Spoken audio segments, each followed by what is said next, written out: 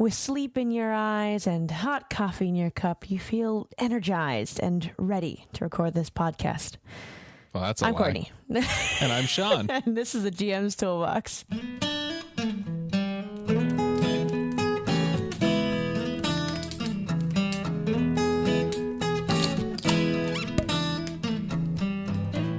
Why, hello there. Welcome back to yet another episode of GM's Toolbox.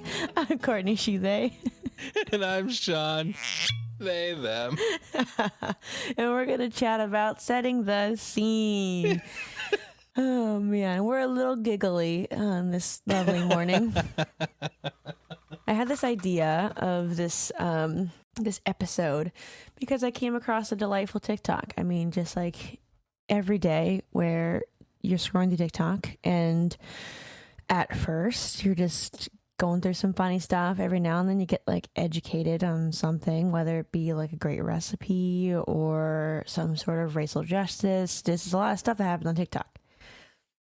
And I happened to scroll across this like delightful vibe talk, and it was this really awesome, like I don't know, like yeah, you called it like Neo-noir. Neo-noir, and I enjoyed that. It's such a great, it was basically just like a rainy cityscape, and it just had some music playing in the background, and it was a whole vibe, and it got me thinking about how a whole ass fucking vibe.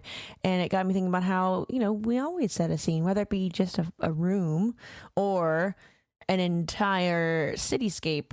And so I thought it'd be cool if we could chat about what does that mean to set a scene, and build from there. How do you feel about that, John? As an idea, I love it. I love it. I love it. No, God damn it. I think it's fantastic. I think that setting the scene is one of the more exciting things that a GM gets to do while running a game. It's not our primary function, you know, that's a sort of architect and arbiter. Primary function is to kill PCs. Just kidding. Well, I mean, just kidding. Only if their player's name is Gabe. Remember, it's not important if you win or lose as long as Gabriel loses. Love you, Gabe.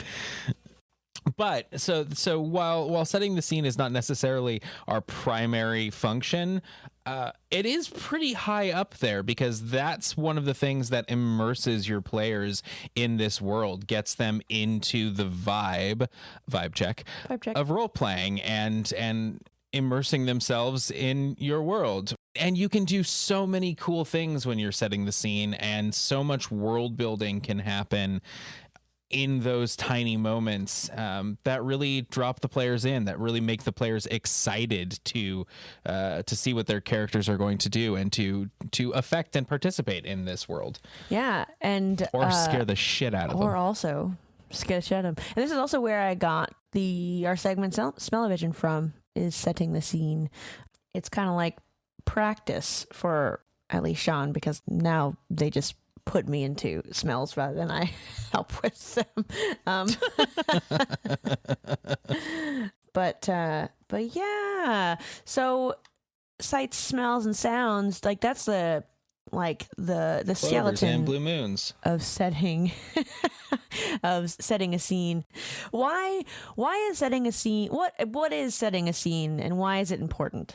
Setting a scene is creating an atmosphere using detail of what the players, what the audience sees, smells, hears, what the temperature is, what's around them. It is immersing a player in the case of a TTRPG, or an audience member in the case of a book or a film or a song or a whatever, that drives them into the story. So you have your set pieces, whether they are visual, physical objects. You have your sights, your sounds, your smells, the air, all of these things set the tone for what the next bout of play is going to be. So when they enter a room, it sets the tone for that room. Like if you walk into a dingy, abandoned house and you're walking around, light is coming in through the windows.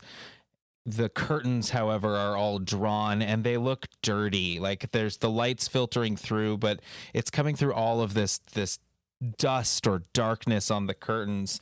The floor kind of squishes and crunches beneath your feet as this ancient rotting carpet falls away. Then as you approach these windows to sort of, pull back the curtains and get a little more light in here, you realize that it's not dust and dirt on the backside of the curtains. It is hundreds and thousands of bugs that have just been living there, and they all start to scatter and light fills the room as these bugs scatter away.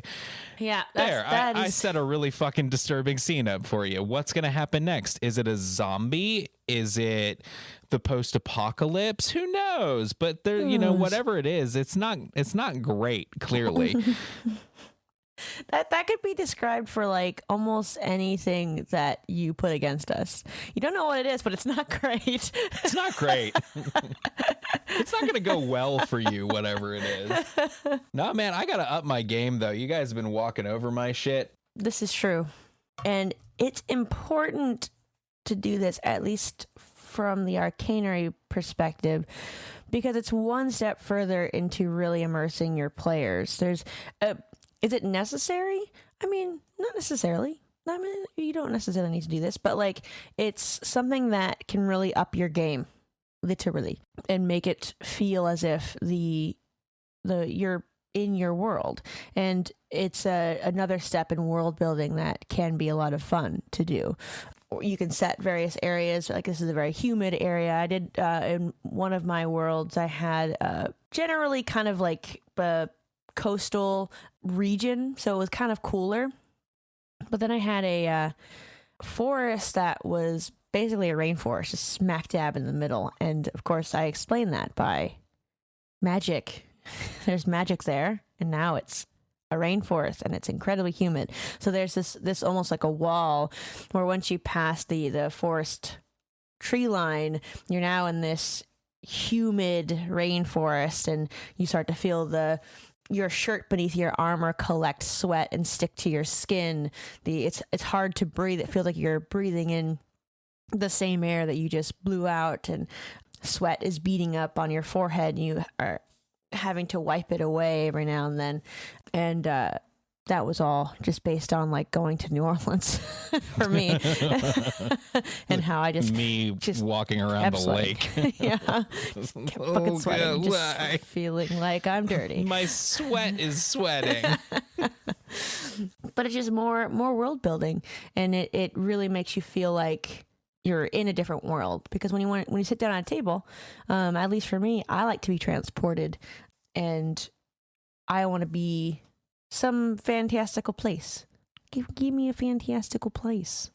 Fantastical. Maybe in your world you have like a farmer's market, and in that farmer's market there are some artichokes. You know what? Maybe we should stat that an artichoke. Is that what we're statting? Yeah. Hey, let's do an artichoke. Stat dat. Stat dat. Stat that. Dibbity bop, badoo bop bow. So I work at a grocery store, and I get poked by fucking artichokes all the fucking time. Especially when I'm like trying to go quick, and because it's a big old line of people, and I don't see that there's artichokes in the fucking bags, and I just like grab at the bags. What the fuck is So I thought, why don't we fucking stat an artichoke? I love artichokes, but I saw maybe it was a TikTok, maybe it was a tweet, I don't remember what, but someone came hard at artichokes for being a bullshit food. Okay. And I at first I was mad because I was like, fuck you, man, artichokes are delicious. And then I thought about it, I'm like, nah, this motherfucker's got it right. They're bullshit food. this shit, I mean, I still love them. I'm not changing my mind on artichokes, but I will not be an artichoke apologist either. Yeah, I mean, I grew up eating artichokes. A lot of my formative years had a lot of artichokes, and I would eat it with mayo. And Yep. You dip it in the mayo. You'd bite at the center until you get to the center of it, and then you'd scoop out the little floury bit and eat the heart. I I always ate fought. a lot of it. You always what? We fought over the heart Oh yeah, when I was a kid. yeah. Yep. But had that all the time. And looking back, it's a very like tedious thing to eat. Yeah, it's a pain in the ass. And it's not necessarily It's really not worth it. delicious. It's just like, why are we eating this? What are the nutritional values of artichokes? Like, at least it gives you an excuse to eat mayo or Fucking melted mayo or butter melted or butter. whatever Yeah. sauce you're eating your artichoke with. Sure. Oh man, Sure. I'm gonna make some like homemade spicy ass queso and get Hell fuck yeah. get an Oh yeah. artichoke. Do it. That sounds amazing.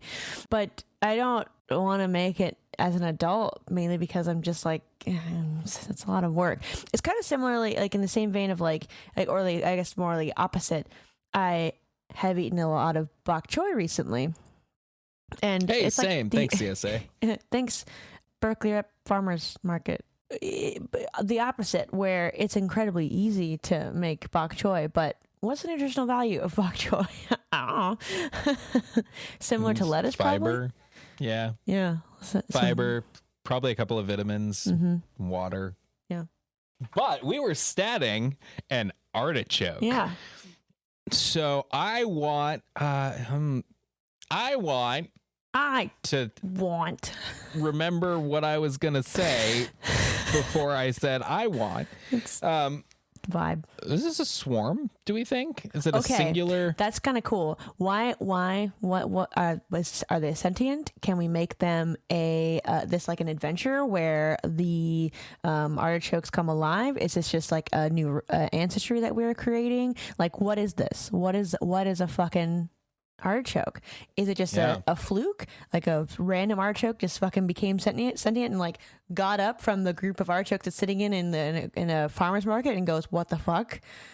I'm alive. And then like picks away at one of the other artichoke friends and like has it as a sword and is like, have at thee, at anyone that's trying to buy its friends.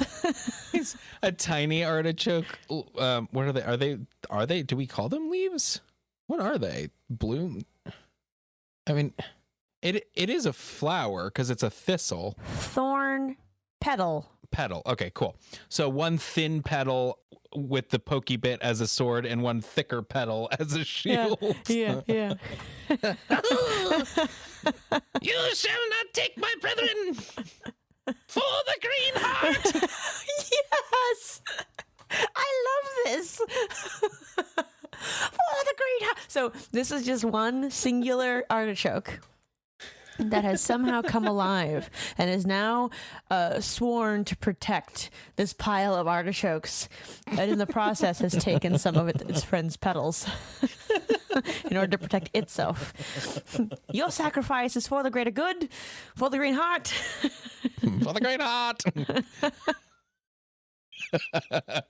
Dope. Okay, so obviously this then is it's like a paladin-esque Yeah, absolutely. creature. Chaotic good. Yeah.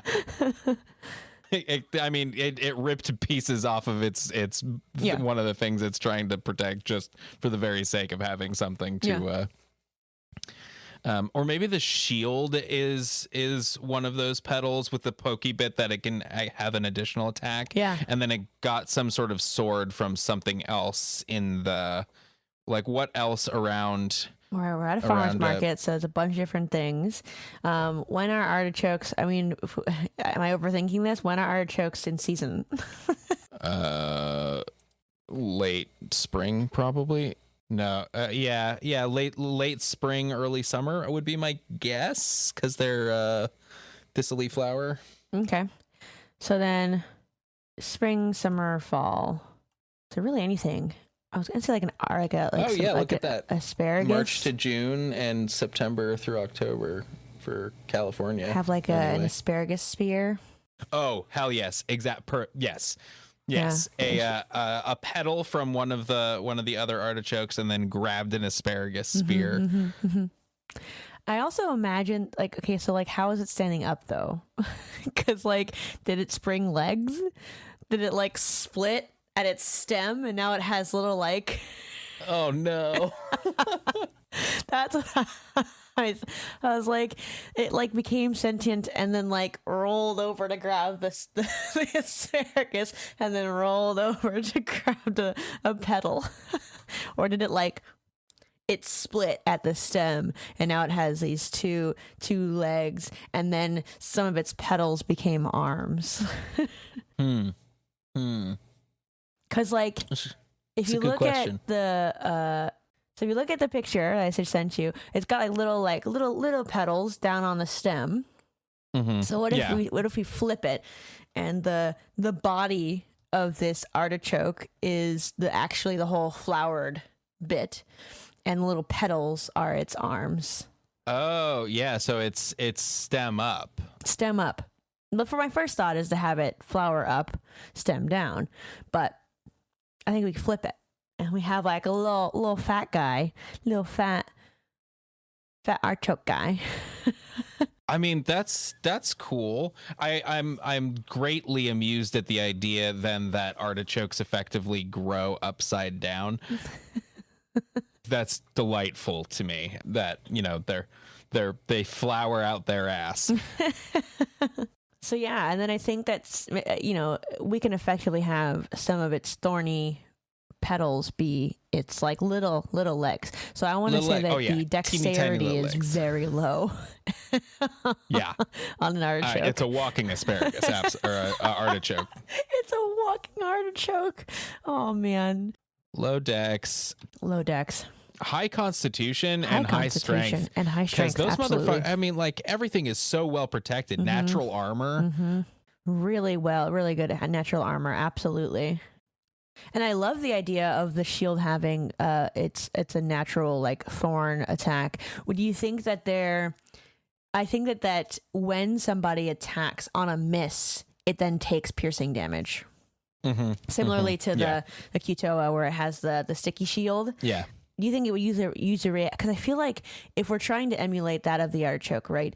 It's an accident whenever I fucking grab the artichoke and it pokes me. So I want to imagine that it doesn't use its reaction to poke someone. I think that it's just like, if it's on a miss, you take some piercing damage because not only is this sentient artichoke holding a petal shield, but it's made up of the same petals, so you can easily like thwack at it. And if you miss on a melee attack, because ranged it's not going to poke you, but if you miss on a melee attack, your sword clangs off the hardened green petals of Artie the artichoke, and your arm scrapes along one of the Artie. I love it. Your arm scrapes along one of the thorny thistle points, and you take 1d4 points of piercing damage. I think this is Sir Arthur the Artichoke. Artie for short. He springs to life. I am Sir Arthur the Artichoke. How about thee?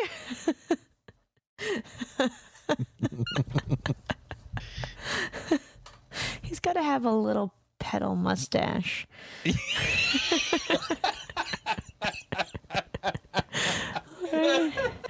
Right? Like a little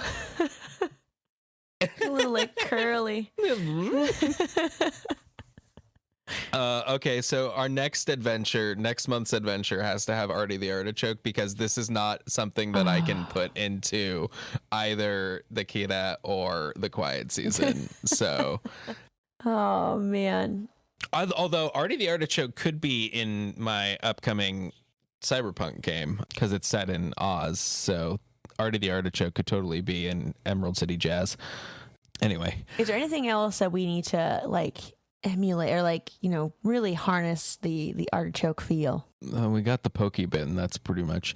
But there's the flower of the art, like the actual like flowery bit, is not edible, but the hearts are soft. So I don't know. Maybe it's it's got something to do with his. Oh, guy, he's totally an Oath of the Ancients paladin.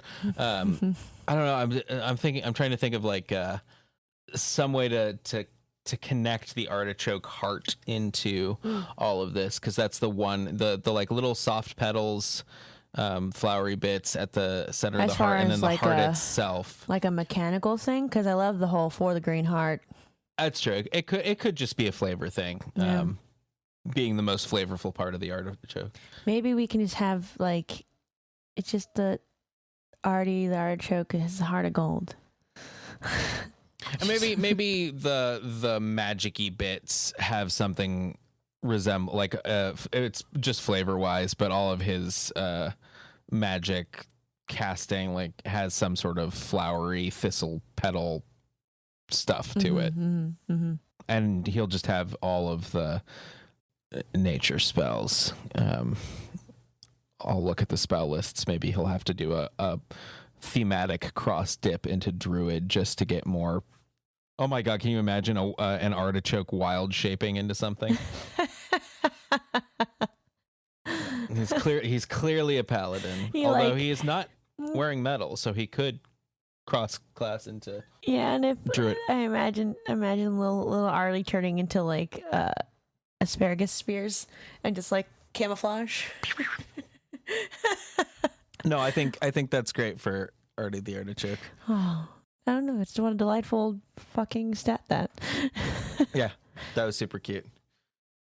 Just on because Paladin and Druid, I was a cleric Druid in a one shot on Sunday. And I found the one piece of plate armor in 5th edition that a druid can wear because it's made out of scorpion chitin. Nice. That's cool. Yeah. Anyway. That was a delightful stat dat. That was fantastic. I love and so wholesome. We haven't done a wholesome stat dat. No, not in a long time. No, they're all like creepy and shit. Yeah. Even Big Bird was creepy and shit. Even Big Bird was creepy. Jack. Our first one was probably the last Our wholesome literal one first one. That was so long ago. We have so many episodes released of this podcast now. That's funny.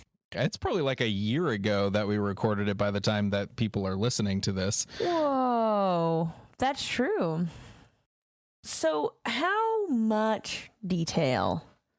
One thing that I get hung up on, or at least as a player, not with anybody in particular, you don't want too much detail. And I say this because when you put too much, there's only so much your players are going to fucking listen to. It's really what it boils down to. There's only so much that the players will grasp onto and listen. You say it's raining, okay, it's raining. But if you say it's raining and there's a fog rolling in, they'll probably just think it's raining and not really think about the fog, unless you make that fog sentient, and then they'll pay attention to it. Well, I mean.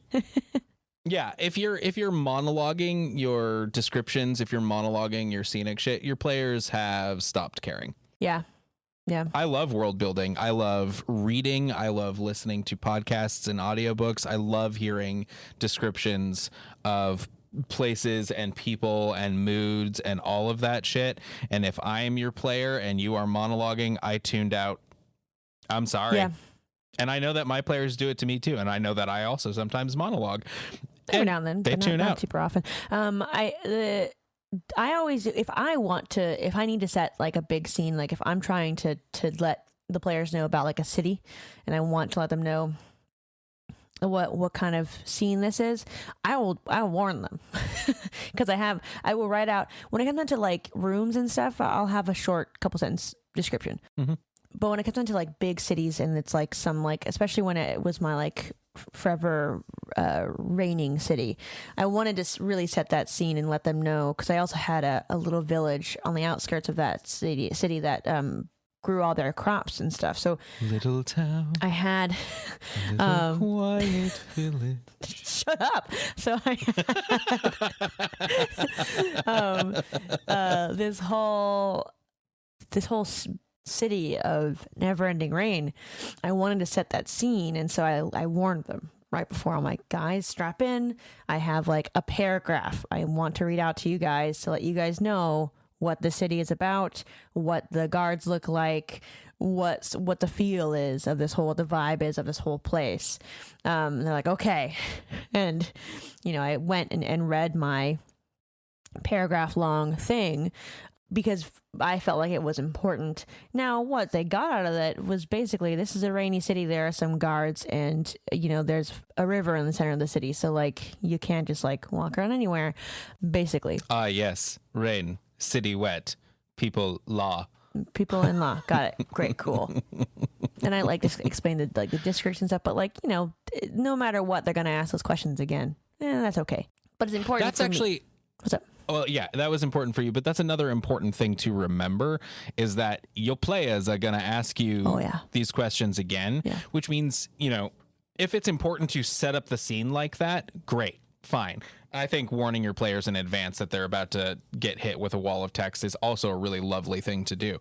And it also probably helps them pay attention a little bit more. If you're like, hey, just so you know, it's a little longer than I'm normally spouting at you, but there's a lot of important information in it. They'll sit down and pay attention a little longer. You probably won't lose them until like 2/3 of the way through, as opposed to 2 to 3 sentences in. That's the goal. But they are going to ask those questions again. So you can keep that initial description shorter or thinner than otherwise you might want to or feel like you need to, because they are going to, when they hit that new district, they're going to ask a question. They're going to ask a question. I'm going to ask a question. Your players are going to ask you questions. They're going to ask for clarification, which means you can then add in more scene setting, more description, more world building. You can piece that shit out, because they're always going to have questions about what's around them, because they're not watching a movie. This is all happening in their brains. Even if you have a map, even if you are using a fancy virtual tabletop and you have a fancy full color, fully rendered map, they're still going to have questions about what's around them, what they're seeing, what they're hearing, what they're smelling. Even they don't always ask what they're smelling, but sometimes your players do want to know what what it smells like. Yep.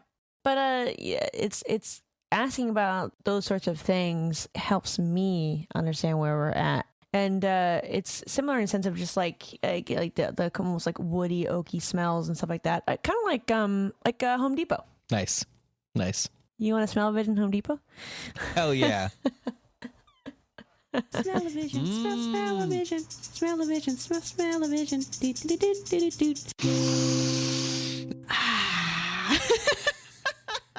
So I want to smell a lesbian. Is that something? Can you do that? I thought that went without saying. Okay, great. We're in Home Depot. Good. And then or Lowe's. Also, of course, I want wood. The diesel of U-Haul is everywhere. U-Haul's everywhere. Wood, paint. Wood, paint, lesbian. Wood, paints, and lesbians. Is there anything else that I want? No, I think that's maybe some sort of wood glue every now and then. But I think that's it. Okay. And there's so much you can do as far as what's going to attack me here. So I'm really excited. We'll find out what it is, because I rarely know until I get to it. It's the middle of summer, and the heat outside is oppressive. It's a high humidity day, so this heat is sort of cloying to you. Even when you wipe the sweat away, it seems like you're still a little damp. But you're on your way to one of your favorite places, the giant hardware store. And you walk in through the garden center. And so you feel the spray of some of those misters that they've got on the plants. You smell those thick green leaves, that damp soil, this just true earthy smells. You walk past a few of those flowering sections and you get sunflower and then lavender as you walk by. You walk past the mint and your arm brushes against it and you just mint oil in the air. Really very pleasant, just green and earthy and flowers. And then you walk forward, the doors slide open in front of you and you walk in, you're blasted with that cool AC. No pleasure, no rapture, no exquisite sin greater than central air. And you walk in, the sweat drying on you, that mist drying in your hair. And for the first time, probably all day, you feel just at home and comfortable. And then the smell of sawdust hits you, because right next to the garden center is almost always where they've got those large wood sections where you can get your cuts made. So you've got sawdust, you have different types of wood. There's a soft pine, there's particle board, there's meso, there's a couple of bits of oak, and just sweet and raw smells hit your nose. You hear a jangling of just a bunch of keys on a keychain. And it sort of like walks past you and you're hit with the smell of Old Spice deodorant, hair gel, and just perfectly clean laundry. Clean, pure laundry detergent smell mixed with Old Spice. And these keys jangle past. What lesbian did you base that off of? Just general lesbian smell, or general lesbian? That's okay. So if you want a visual description, walking in front of you is a younger woman, mid-30s. Her hair is starting to gray. However, it's early for gray hair, but she's rocking it. She's got a slight fade and an undercut. Her hair is sort of flipped up and back, like a 50s greaser. She's wearing low riding cargo shorts with just a thick key ring of keys. And she's got a tank and a flannel over it, and a pair of bright cherry red Doc Martens.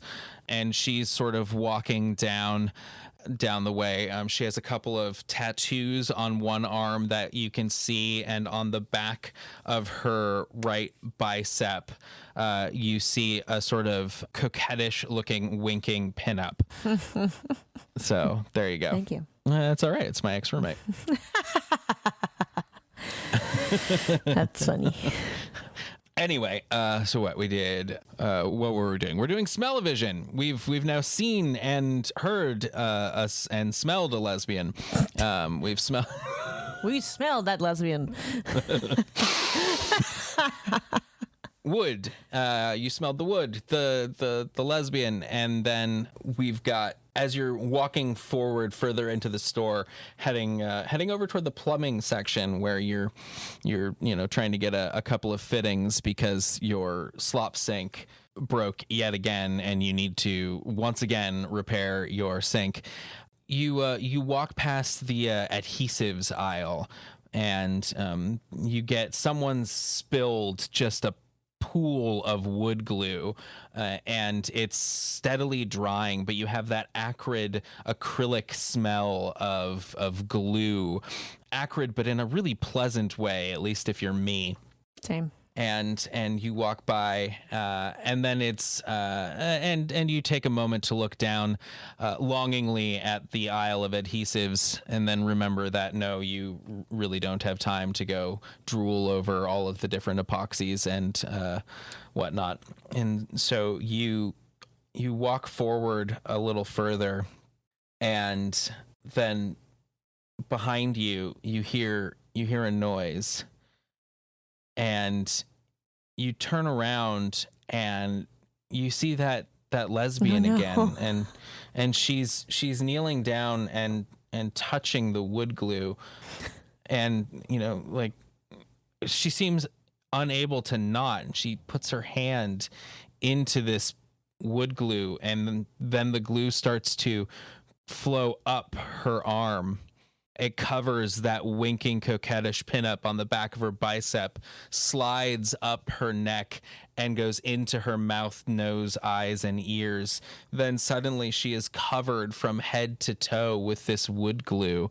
She turns toward you and, with a look of abject horror on her face, utters a low moan as she is consumed by wood glue ooze and starts to stalk forward toward you, reaching a hand out in both terror and aggression. Roll for initiative. So a delightful smell-o-vision. When to set the scene? Whenever they get into a room. All right, done with the episode. Yep.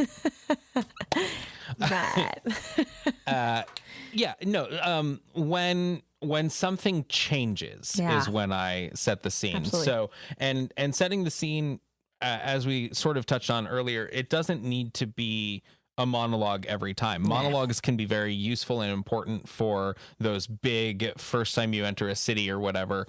Although do remember that your players are going to check out. But anytime something changes, setting the scene in a little way. When they enter a new room, set the scene for that room. And you can, I mean, it's just a level of immersion, you know, because like I did the house at the beginning, you easily could have described that same house as you walk into the living room of an abandoned house. The floor is falling apart. It's a, 12 by 15 room. There you go. Done. With 3 windows and a door. You can do that. That's fine. Or you can set the scene a little more colorfully, and you can do that in a shorter way than I did it at the top. So you can do that whenever they enter a room. You can do that when something within that room changes, like when the zombie crawls out of the floorboards and starts attacking them. You can set the scene by describing that artistically or whatever, and just in a couple sentences. Or you can set the scene just via world building. When they're walking down the road or whatever, you just say, all right, as you're walking down the road heading toward this inn, you hear calling birds coming from one of the storefronts that you pass, and you look over and it's a pet shop. But just the caw of calling birds, it's one sentence. And it's not even a sentence. It's one phrase. A sentence would be, you hear the caw of calling birds, or the soft hum of calling birds, or the twittering of tweeters. And those single sentences, that's enough to set the scene, to drop them in a little bit more.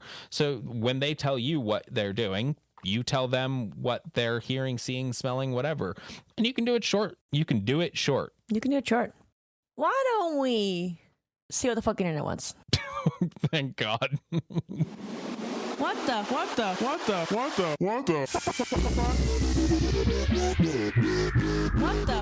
does the internet want?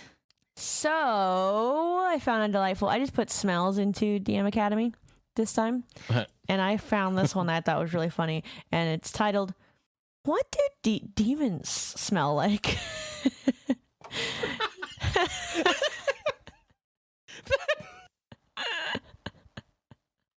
I thought it was great.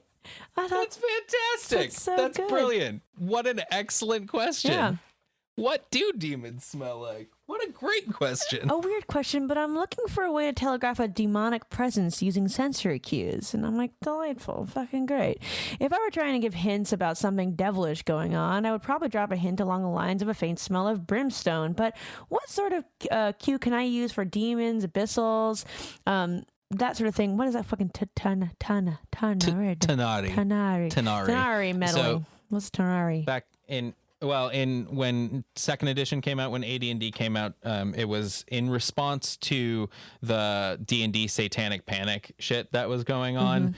They removed all references of angels, demons, and devils and changed them to other creatures so that they weren't hitting so. And then when third edition came around, they changed them all back because people were like, this is dumb. Although, I mean, it's they're cool little thing. Anyway, that's cool. That's what that comes from.